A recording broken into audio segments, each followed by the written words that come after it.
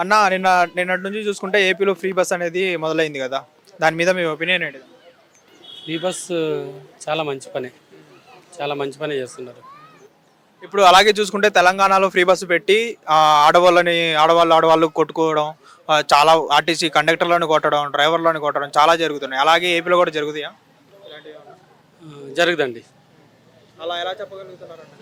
ఎందుకంటే ఆ, ఏపీలో చాలా అంటే ఏపీ అంటే కొంత మధ్యతరగతి కుటుంబాలు చాలా ఉన్నాయి ఏపీలో. తర్వాత ఆ, ఆ, ఇదేమంటారు, కరువు ప్రాంతం ఏపీ అంటే. కరువు ప్రాంతమా? ఆ, అవును. ఒక ఫ్యాక్టరీ లేవు దాంట్లో కూడా కొన్ని కరువు ప్రాంతం అని మీరే అన్నారు. అంటే ఏపీకి ఆదాయం లేదు, ఏమీ లేదు. అలాంటప్పుడు ఫ్రీ బస్సులు, ఈ 6 గ్యారెంటీలు అవసరమా ఏపీకి? చెప్తానండి. దాని గురించి కూడా చెప్తాను. ఇప్పుడు ఒక పల్లెటూరు తీసుకోండి. ఆ? ఆ, ఎందుకు దాంట్లో సిటీకి పోవాలంటే చాలా ఇబ్బంది పడతారు. ఉం? ఆ, ఇబ్బంది పడతారంటే ఇప్పుడు ఆటో డ్రైవర్లకి ఇప్పుడు అక్కడ కంపల్సరీగా ఆటో ఎక్కాలి కాబట్టి, ఆటోలోనే రావాలి, ఆటోలోనే పోవాలి కాబట్టి ఆ, వాళ్ళకి ఇప్పుడు ఆ ఊర్లకి బస్సులు వేసి ఆ బస్సులకు ఫ్రీగా పెట్టి ఆ, వాళ్ళకి ఏదో కొంచెం ఆదాయం చూపిస్తున్నాడు. చూపిస్తున్నాడు కాబట్టి మంచిదే జరిగింది. ఇప్పుడు గవర్నమెంట్కి ఆదాయం లేదు కదా, అలాగే అప్పులు తీసుకొని వచ్చి వీళ్ళకి ఇప్పుడు ఆడవాళ్ళకి ఫ్రీ బస్ అనేది అవసరమా? అప్పులు తీసుకొని వచ్చి మరి వీళ్ళకి చేయడం అవసరమా అనేది అడుగుతున్నా. ఇది అప్పు చేసి తప్పు చేసి అని కాదండి, కానీ మంచి పనే చేస్తున్నారు. అప్పు దేనికి పెడుతున్నారో ఏమో నాకు తెలియదు. ఇంతకుముందు ప్రభుత్వంలో అప్పు దేనికి పెట్టారు అడగండి, మీరు చెప్పండి. అవును, ఇంత ముందు ప్రభుత్వం ఆయన బాబు గారే అన్నారు, అప్పులు తీసుకొని వచ్చి జనాల్ని సోమరిపోతుల్ని చేస్తున్నారు డబ్బులు ఇచ్చి అని. ఇప్పుడు అదే బాబు గారు అదే డబ్బులు ఇచ్చి సోమరిపోతుల్ని చేయట్లేదా? జనాల్ని ఫ్రీ బస్సులు పెట్టి ఇవన్నీ 6 గ్యారెంటీలని అవన్నీ చెప్పి చేయట్లేదా? సోమరిపోతులు అంటే కొన్ని కొన్ని కొన్నిటికి మాత్రం సోమరిపోతులు, అన్నిటికీ కాదు. భూతత్వంలో చూస్తే అన్ని కళ్ళు పెద్దగానే కనిపిస్తాయి. కాబట్టి ఈ మన పల్లెల గ్రామంలో ఉంటారు కదా, వాళ్ళు ఏదైనా ఫ్యాక్టరీలకి చిన్న చిన్న ఉద్యోగాలకి వెళ్ళేటప్పుడు వాళ్ళకి ఏదో 10 రూపాయలు మిగులుతుంది. అమ్మయ్య, ఈ నెలలో 1500 మిగిలింది, ఒక చీరో ఏదో ఒకటి తింటాం అని ఆలోచనలో ఉన్న వాళ్ళు కూడా ఉన్నారు. కొంతమంది అదే పనిగానే బజారుకు లాగే వాళ్ళు కూడా ఉంటారు. సో మంచి ఉంటుంది, చెడు ఉంటుంది. 100% 99% మంచిగా జరుగుతుంది. నా నా ఒపీనియన్ అది. అలాగే చూసుకుంటే ఇప్పుడు ఫ్రీ బస్ అనేది ఒకటి మొదలు పెట్టారు. ఇప్పుడు వాళ్ళ వల్ల ఆటోల వాళ్ళు ఎంత నష్టపోతున్నారు అనేది వాళ్ళు ఆలోచించట్లేదు కదా. అదే పాపము అది కూడా ప్రభుత్వం వాళ్ళు కూడా కొంత దృష్టిలో పెట్టుకొని నెల వాళ్ళు కూడా వేతనం వేస్తే చాలా మంచిది అనిపిస్తుంది. ఎందుకంటే వాళ్ళని నమ్ముకొని ఆటోలు పాపం జీవనం సాగిస్తుంటారు. సో వాళ్ళకు కూడా ఏదో కొంచెం నెల వేసేటట్లు చేస్తే చంద్రబాబు నాయుడు గారు ఇంకా అంతా ఉంటారు. గత ప్రభుత్వంలో జగన్మోహన్ రెడ్డి చేసిన అసలు తప్పులేంటి? అసలు ఓడిపోవడానికి అసలు ఎందుకు ఓడిపోయారు? అంటే ఈ పథకాల వల్లే ఓడిపోయారు అతను, లేకపోతే ఈ ముగ్గురు కలవడం వల్ల ఓడిపోయారు? పథకాల వల్ల కాదండి, ఆయన ఒక క్రిస్టియన్ అండి. ఎవరండి క్రిస్టియన్? జగన్మోహన్ రెడ్డి. అది జగన్మోహన్ రెడ్డి కదా, క్రిస్టియన్ అనేసి ఎలా అంటారు?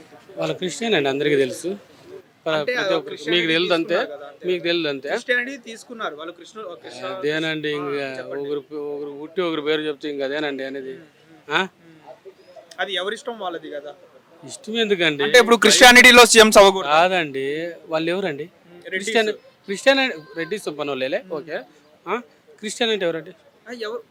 మనోళ్ళు కాదా? అంటే జనాలు కాదా వాళ్ళు? ఎవరండి? ఇప్పుడు వాళ్ళ ఓట్లు కాదు, క్రిస్టియానిటీ వాళ్ళవి ఓట్స్ ప్రభుత్వానికి అవసరం లేదా? అలా చూసుకుంటే అవసరం అంటే ఇప్పుడు క్రిస్టియన్స్, మీరు జగన్మోహన్ రెడ్డి అనే పర్సన్ క్రిస్టియన్ అనేసి అన్నారు. జగన్మోహన్ రెడ్డికి కానివ్వండి, చంద్రబాబు నాయుడుకి కానివ్వండి, క్రిస్టియన్ ఓట్స్ వద్దా, క్రిస్టియానిటీ ఓట్స్ వద్దా? వాళ్ళు ఓట్లు వేయకుండానే వీళ్ళు గెలుస్తున్నారు. గెలుస్తారండి. ఎలా అండి? పక్కా గెలుస్తారు. ఎప్పుడైతే మా తిరుపతిలో చర్చి కడతాము, తర్వాత ఈ కొంతమంది పాస్టర్లు సీతమ్మదేవిని, రాముని చాలా బాధగా మాట్లాడారు. మాకు చాలా బాధ అయింది. ఆ విషయంలో వాళ్ళు మాకు నచ్చదండి. క్రిస్టియన్ అంటే తెల్లదొరలు, బ్రిటిష్ వాళ్ళని మాకు తెలుసు.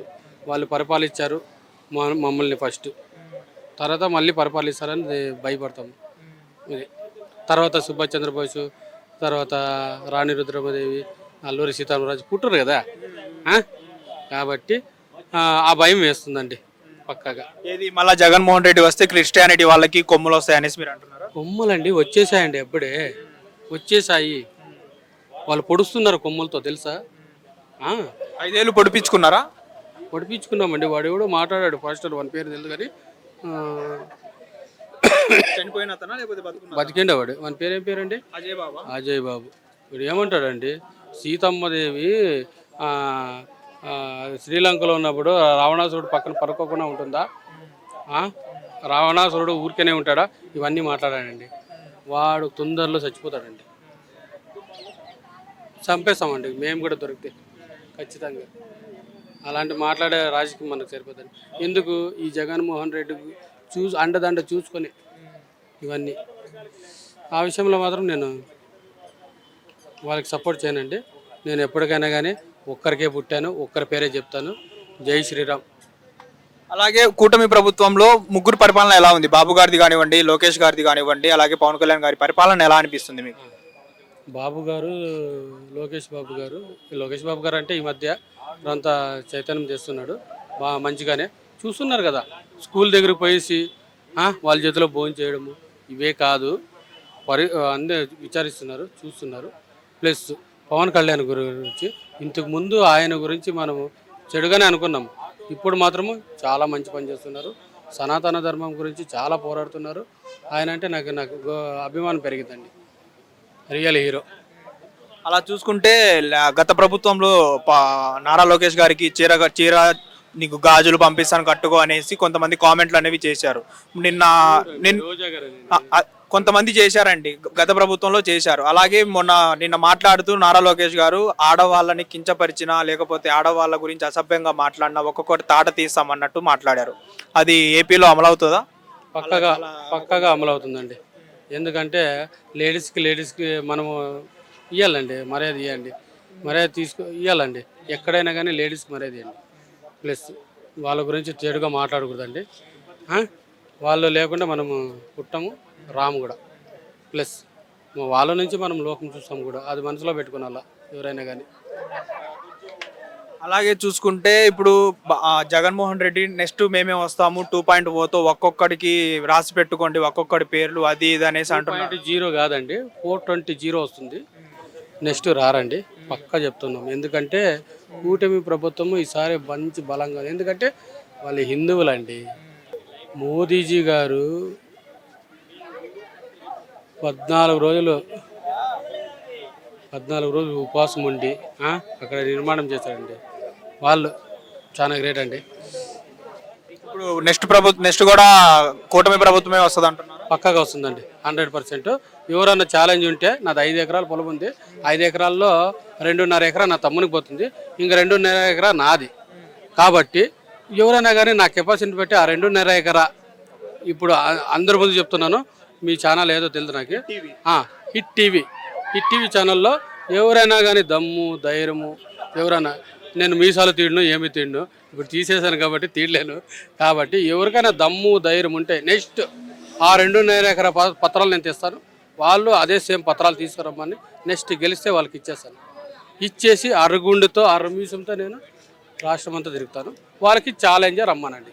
ఈసారి మాత్రం కొడితే బలంగా కొడతాము, పక్కాగా కొడతాము. ఓకే, రాసి పెట్టుకోండి 2.5 ఎకరాలు. హిట్ టీవీ యాప్, ఇందులో short news, live news, entertainment shows, movies, digital magazines తో పాటు మీ జిల్లా వార్తలను కూడా ఫ్రీగా చూడొచ్చు.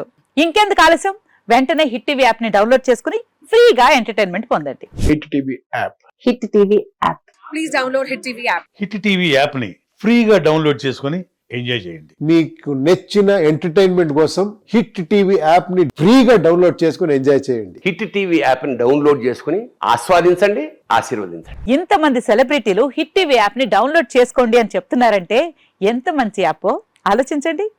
అమెరికా అమెరికా అమెరికా అమెరికాలో చదవాలనుకునే వాళ్ళకి విశ్వసనీయమైన పేరు మన శౌర్య కన్సల్టెన్సీ. UK లో 1 year masters. UK లో 1 year masters. 2 years work permit up to 5 years visa. Contact Saurya Consultancy. Contact 89851 89851.